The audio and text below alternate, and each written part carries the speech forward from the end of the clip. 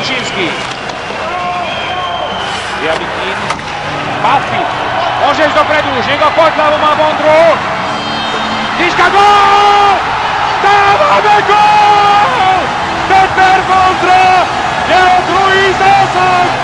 18. minúte a 20. minút, 20. sekunde dáva Peter Vondra gól! Sme blízko titulu majstra sveta! Veľmi blízučko! Presne 100 sekúnd! 1 sekunda! Ešte 1 sekunda, ale už by sa nič nemalo stať. Priatelia, 1 sekunda do konca finálového stretnutia, toto už nemôžeme prehrať. Priatelia, na Slovensku budeme majstri sveta. Sme majstri sveta! Sme majstri sveta! Fantasticky to znie, fantasticky sa to hovorí. Slovensko vyhralo vo finále 64 majstrovstiev sveta nad Ruskom. V dramatickom zápase 4-3. Ale čistý hit Sersana na Kejna a to bolo naozaj škaredé. Tarmo ukazoval, že rameno, keď tým ramenom Juraja absolútne minul. Toto musí Juraja strašne bolieť. Ďalšia práca pre nášho lekára, Viktora Kubašovského. Ako by jej už nemal dosť. A keď sa končí tento zápas, Kanada bez svojho kapitána bude odolávať našej presilovke. 5 minút má Slovensko k dispozícii, aby postúpilo.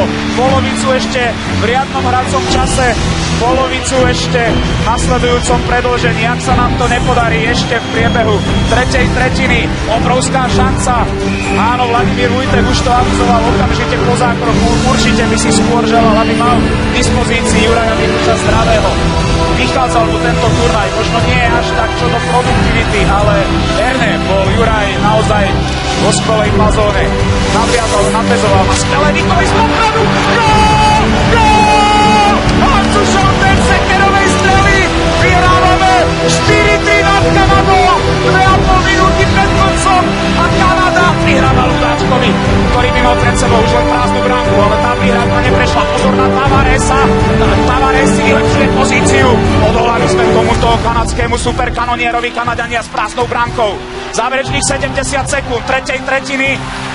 Buk Hancušovi Kanadania uchmatli. Bol to Perry, veľmi šikovný útočník. Tak to je absolútny kanadský babánk a veľký risk. Ešte strela Fanepa. Nepresná, zastavil ten les hráčov pred Janom Lacom. Opecký nevytlačil do stredného pásma. Kanadania s 5 hráčmi, teraz Radivojevič ešte sa dostáva do súboja s Fanepom. Pred bránkou Kára posúva Buk, ten je v strednom pásme. Kanadania sa opäť musia natlačiť pred našu bránku.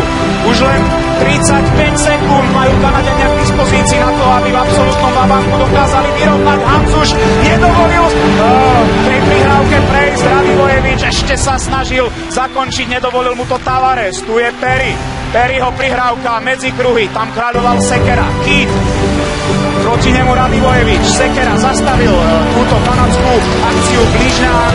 Neposunul Buk, Radivojevič. Baranka jeho prihrávku zblokoval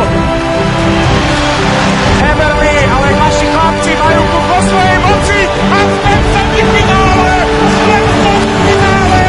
Kanada vyradená z turnaja, o čo sa postarala naša reprezentácia. Nádherný hostinský turnaj pre slovenský hokejový tým. Stavený pásme, ešte pol minúta ich presilovky, Plečanec, ničná prihrávka, ktorú zachytil Hancuš a posúva dopredu Šatana. Šatan v samostatnom nájazde, Miroš Šatan. Gól! Gól! Poslavený gól Mira Šatana v druhým zápase. Na začiatku tretej tretiny vedieme 2-1 nad Českom. Náš tým nezažil presne 10 rokov a aj vtedy sme si to finále museli vybojovať vo veľkej dráme samostatných nájazdov. Neuveriteľné chvíle pre náš hokej. Ešte si musíme počkať na definitívne potvrdenie. Opäť pálil Šáslava, za bránkou je Sersen. Pred našou bránkou Krúcha, ale nedostal sa k strele ani on, ani Hemský. Ten musel prekľučkovať až k mantinelu. Jeho strela, ktorú ale zblokovali naši hráči. Ešte to skúšal Aleš Hemský, ale jeho strelu zastavil Zdeno Chára. Posledné sekundy, k strednom pásme. Rátajte s nami, Slovensko je vo finále! Slovensko bude hrať o titul majstrov sveta proti Rusku. Neuveriteľné veci sa stali skutočnosťou v Hartmann Aréne. Vladimír Vujtek rozprával